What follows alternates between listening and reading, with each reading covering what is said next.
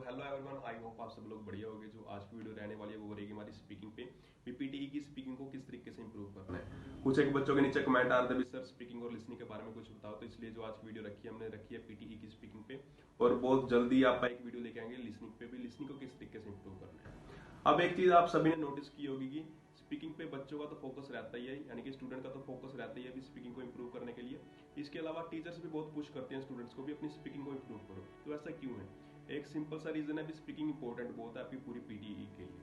अब इतनी कितनी इंपॉर्टेंट है ये मान के चलो, जिस तरीके से कंप्यूटर में सीपीयू होता है ना, बिना सीपीयू के कोई कंप्यूटर किसी काम का नहीं होता, तो इसी तरीके से आपकी पीटी में आपकी स्पीकिंग होती है, यानी कि बिना स्पीकिंग के आपकी पीटी किसी काम की नहीं है। अब ऐसा क्यों है?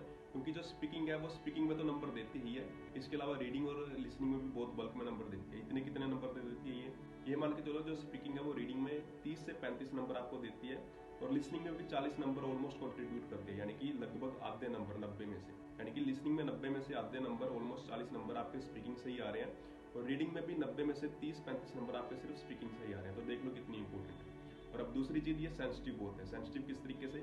ये मान के चलो स्पीकिंग तो दूसरे मॉड्यूल को नंबर दे देती है रीडिंग और लिसनिंग में, लेकिन स्पीकिंग को नंबर देने वाला कोई मॉड्यूल ही नहीं है। अब आपने देखा होगा राइटिंग में नंबर आ जाते हैं आपके लिसनिंग से, रीडिंग में नंबर आ जाते हैं आपके स्पीकिंग, राइटिंग और लिसनिंग तीनों जगह से, और लिसनिंग में भी नंबर आ जाते हैं आपके स्पीकिंग से। लेकिन स्पीकिंग ऐसा अकेला मॉड्यूल है जहाँ पे कहीं से नंबर नहीं आते। तो अगर आपको स्पीकिंग में अच्छे नंबर लेने हैं तो एट द एंड आपको स्पीकिंग ही इंप्रूव करनी पड़ेगी, आप किसी और मॉड्यूल पे डिपेंड नहीं कर सकते। और तीसरी चीज ये इजी बहुत होती है। ये मान के चलो जितनी मेहनत आप राइटिंग में करके 90 लाओगे ना, जितनी मेहनत आप रीडिंग में करके रीडिंग में 90 लेके आओगे, या जितनी मेहनत आप लिसनिंग में करके उसमें 90 लाने की कोशिश करोगे ना, उससे आधी मेहनत आप स्पीकिंग में करके इजिली 90 ले आओगे। तो इतनी ईजी होती है। और एक चीज आपने जरूर देखी होगी, आपके पास आसपास से अगर कोई स्टूडेंट एग्जाम देने जाता है तो सबसे ज्यादा अगर किसी स्टूडेंट के 90 आते हैं किसी मॉड्यूल में, वो अकेला स्पीकिंग मॉड्यूल होता है। राइटिंग में बहुत कम बच्चों के 90 आते हैं, रीडिंग में बहुत कम बच्चों के 90 आते हैं, इवन लिसनिंग में भी बहुत कम बच्चों के 90 आते हैं, लेकिन स्पीकिंग में सबसे ज्यादा बच्चों के 90 आते हैं। ठीक है, तो अब आपने एक चीज देख ली भी स्पीकिंग इंपॉर्टेंट है, इतनी सेंसिटिव है और इतनी ईजी भी है, बट इसके बावजूद भी स्पीकिंग में स्ट्रगल क्यों करते हैं बच्चे? तो उन्हीं रीजंस की बात करेंगे आज की वीडियो में।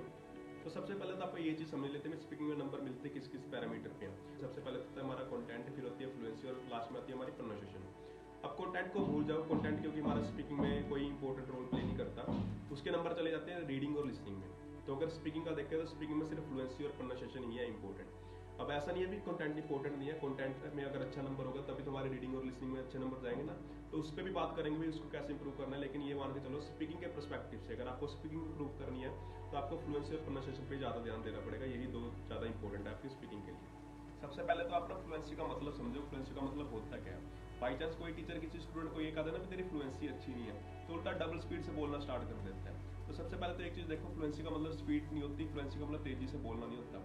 फ्लुएंसी का जस्ट मीनिंग अगर एक वर्ड में बोलूं तो क्या होता है, वो होती है आपकी नेचुरल स्पीकिंग, भी आप कितने नेचुरल तरीके से बोलते हो। और नेचुरल तरीका क्या होता है बोलने का, यानी कि नॉर्मल स्पीड होती है, यानी कि नॉर्मल स्पीड में सब कुछ बोलना है, चाहे रीड अलाउड हो गया, रिपीट सेंटेंस हो गया, डिस्क्राइब इमेज हो गया, रीड लेक्चर हो गया, everything you have to speak just in a normal speed. और इसके साथ साथ आपको लेने हैं हल्के हल्के से पॉजेस जहाँ पे भी कोई कोमा आता है, फुल स्टॉप आता है। तो इसी को कहते हैं आपकी नेचुरल स्पीकिंग और इसी को कहते हैं आपकी फ्लुएंसी।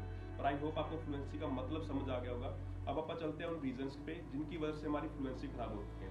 तो 3 मेन रीजंस होते हैं और लास्ट वाला रीजन तो जरूर ध्यान से सुनना, क्योंकि वो एक ऐसा रीजन होता है जो इंटेलिजेंट से भी इंटेलिजेंट बच्चे को कह लो आप सफर करने के लिए मजबूर कर देता है। पहला रीजन होता है कोई भी नेचुरल कोज ना लेना या अननेचुरल कोज ले लेना। ठीक है, यानी कि यहाँ तो कोई भी नेचुरल कोज ना लेना या अननेचुरल कोज ले लेना। अब ये नेचुरल कोज कौन कौन से होते हैं अभी मैं बता के हटा था, जहाँ पे भी कोमा या फुल स्टॉप आता है वो होते हैं हमारे नेचुरल कोज। ठीक है, जब भी कोई स्टूडेंट ऐसी जगह पे नहीं रुकता तो हमेशा उसकी फ्लुएंसी पे एक नेगेटिव इम्पैक्ट जाता है, या वो ऐसी जगह पे रुक जाता है जहाँ पे पोज लेने की जरूरत नहीं थी, या ये कह लो जहाँ पे कोई कोमा फुल स्टॉप नहीं था। तो इन दोनों वजह से आपके फ्लुएंसी में एक नेगेटिव इम्पैक्ट जाता है, जिसकी वजह से हमारी फ्लुएंसी डाउन होती है और ओवरऑल स्पीकिंग भी डाउन होती है। ठीक है, तो अब इसको सुधारे कैसे? तो बड़ा ऑब्वियस सी बात है, फिर जहाँ पे भी कोमा और फुल स्टॉप आता है वहाँ ले लो हल्का सा पोज, बस और कुछ नहीं। ठीक है, और पोज बहुत हल्का सा आना चाहिए, बहुत ज्यादा नहीं होना चाहिए। ऐसा ना हो भी आप बहुत लंबा यानी कि 1-1, 2-2 सेकंड के लिए पोज ले रहे हो और कंप्यूटर समझ रहा है भी आप स्टक हो रहे हो, तो वो चीज नहीं होनी चाहिए। कि जहाँ पे भी एक लाइन एंड हो रही है वहाँ पे हल्का सा पोज, और जहाँ पे भी अगर कोई कोमा आता है बीच इन बिटवीन तो वहाँ पे हल्का सा पोज आना चाहिए। अब अपन चलते हैं हमारे दूसरे रीजन की तरफ, वो है हमारी पुअर प्रोनाउंसिएशन। ठीक है, यानी कि पुअर प्रोनाउंसिएशन भी कहीं ना कहीं हमारा कारण बनती है हमारी पुअर फ्लुएंसी का। वो किस तरीके से? सपोज करो कोई रीड अलाउड आ गया, वहाँ पे हमें कोई एक वर्ड बोलना नहीं आता था, कोई एक रैंडम वर्ड उठा लो जैसे मेडिटेरेनियन है, तो रीड अलाउड को बोलते बोलते जब जैसे वो वर्ड आएगा ना मेडिटेरेनियन, स्टूडेंट क्या करेगा? फंबल करेगा। मेडिटेरेनियन, यानी इस तरीके से फंबल करेगा। और जब भी आप फंबल करोगे तो हमेशा फ्लुएंसी में एक नेगेटिव इम्पैक्ट जाता है, यानी कि फ्लुएंसी में नंबर कटते हैं। ठीक है, तो अब इस चीज़ को कैसे सुधारें? तो बड़ा ऑब्वियस सी बात है, जो वर्ड पता होना चाहिए भी उसको क्या बोलना है। तो अब वो पता कैसे चलेगा भी क्या बोलना है? वो वर्ड पता चलेगा लिसन करके, यानी कि जहाँ से भी आप प्रैक्टिस कर रहे हो, यूट्यूब से, किसी पोर्टल से प्रैक्टिस कर रहे हो, तो उस वर्ड को सुनो भी क्या बोलना है। अब वो सुनना ही काफी नहीं है भी क्या बोलना है, उस वर्ड को बोल के भी देखना है। सुन तो सभी बच्चे लेते हैं, उनको पता भी होता है भी क्या वर्ड बोलना है, इस वर्ड को क्या बोलना है, क्या प्रोनाउंशिएट करना है, लेकिन बोल के नहीं देखते, यानी कि बोल के प्रैक्टिस नहीं करते। तो जब भी नेक्स्ट टाइम वो वर्ड आता है फिर वो फंबल हो जाते हैं और फिर से उनकी फ्लुएंसी में नंबर कटते हैं। यानी कि सबसे पहले तो उस वर्ड को सुनो, समझो क्या बोलना है, उसके बाद उस वर्ड को बोल के देखो। ठीक है, उसकी प्रैक्टिस करके देखो। इसके अलावा उस वर्ड को नोटबुक के एंड में लिख के रख लो, ताकि नेक्स्ट टाइम जब भी वो वर्ड आए तो आपको पता हो भी इस वर्ड को क्या बोलना है। या ये मान के चलो 2-4 दिन बाद जब भी आप नोटबुक को पलट के देखो तो आपको पता हो भी ये वर्ड मेरे को नहीं बोलना आता था, मैं इसको बोल के देखता हूँ, दोबारा से इसकी प्रैक्टिस करके देखता हूँ। और लिखना किस तरीके से है, पहले तो उस वर्ड को इंग्लिश में लिखो, उसके बाद जस्ट उसके आगे हिंदी में लिख लो। किस तरीके से? सपोज करो कोई भी वर्ड है, एक्सेस है, उसको लिख लो एक्सेस। एक्सेस है अक्सेस, इसकी हिंदी में प्रोनाउंसिएशन लिख लो एग्जैक्ट। मेडिटेरेनियन है मेडिटेरेनियन, इस तरीके से लिख लो, ब्रेक करके लिख लो, ताकि आपको एग्जैक्ट उसकी प्रोनाउंसिएशन पता रहे।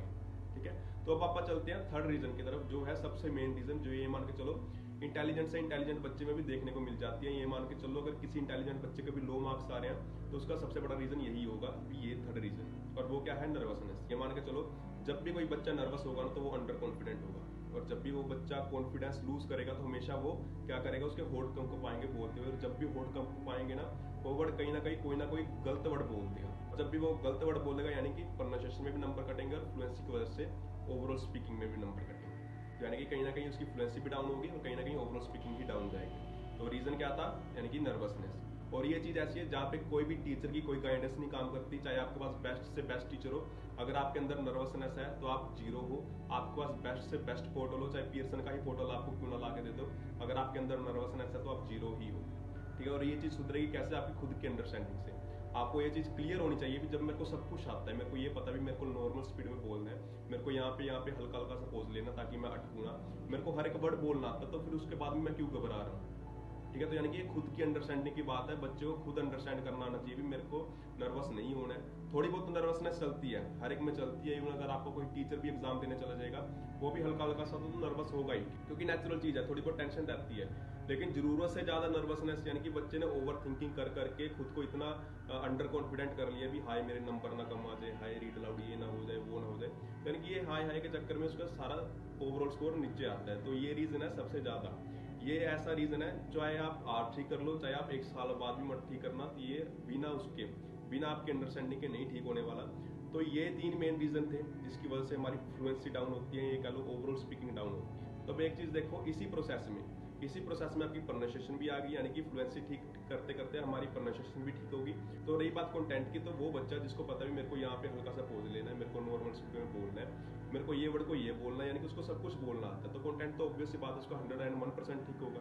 कंटेंट होता क्या है भी, जो वर्ड अपने को दे रखे हैं, और जिस बच्चे को ये पता भी मेरे को इस वर्ड को ये प्रोनाउंस करना है, मेरे को यहाँ पे पोज लेना है, मेरे को इस स्पीड में बोलना है, मैं अंदर से कॉन्फिडेंट भी हूँ, तो ऑब्वियस सी बात है कंटेंट तो उसका 101% ठीक होने वाला है। ठीक है, तो अब ये 3 रीजन थे जिसकी वजह से हमारी फ्लुएंसी डाउन होती है, हमारी प्रोनाउंसिएशन बेकार होती है, हमारे कंटेंट में नंबर कटते हैं, ये कह लो हमारी ओवरऑल स्पीकिंग डाउन होती है, और एट द एंड हमारा ओवरऑल पीटी में स्कोर भी लो आता है। तो इन तीनों चीजों पे आज से काम करना स्टार्ट कर दो, आपके 101% स्पीकिंग में अच्छा स्कोर आ जाएगा। तो अब अपनी बात को अगर मैं समअप करूं तो ये मान के चल लो, पूरी पीटी में आपके सबसे इंपॉर्टेंट चीज है आपकी स्पीकिंग में सबसे ज्यादा इंपॉर्टेंट चीज है आपकी फ्लुएंसी खराब होने के 3 मेन रीजन कौन से है? या तो कोई नेचुरल पोज ना लेना या अननेचुरल पोज ले लेना, दूसरा चीज आपकी पुअर प्रोनाउंसिएशन, और तीसरा चीज आपकी नर्वसनेस। इन तीनों चीजों पे काम करना स्टार्ट कर दो, और जो तीसरा रीजन है वो तो बेशक आज सुधार लो, तो इन तीनों चीजों को सुधारना आज से स्टार्ट कर दो, आपका 101% हफ्ते में आपको स्कोर दिखना स्टार्ट हो जाएगा। तो ये तो थी वीडियो स्पीकिंग पे, आई होप आप सब लोग को बढ़िया लगी होगी। अगर अच्छी लगी हो तो वीडियो को लाइक कर देना और अपने दोस्तों के साथ भी शेयर कर देना जो पीटीई की तैयारी कर रहे हैं, और चैनल को भी सब्सक्राइब करके जरूर रख लेना। और नेक्स्ट वीडियो यहाँ तो लिसनिंग पे आएगी या रीड अलाउड पे आएगी, तो ठीक है, मिलते हैं नेक्स्ट वीडियो में।